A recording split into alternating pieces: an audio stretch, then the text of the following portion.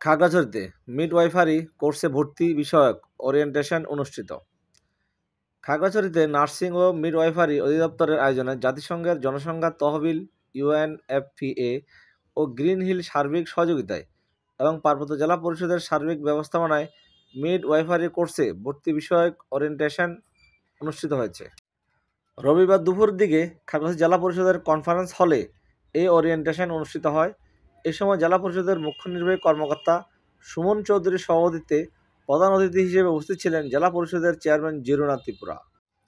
এ সময় জেলা পরিষদের সদস্য সাতোয়াইপুরু চৌধুরী, জেলা পরিষদের সদস্য শহীদুল ইসলাম সুমন, জেলা পরিবার পরিকল্পনা বিভাগের উপপরিচালক ফারুক আবদুল্লাহ, ইউএনএফপিএ এর ন্যাশনাল মিডওয়াইফারিং কনসালট্যান্ট ফরিদা বেগম সহ গ্রিন হিলের প্রতিনিধিরা উপস্থিত ছিলেন।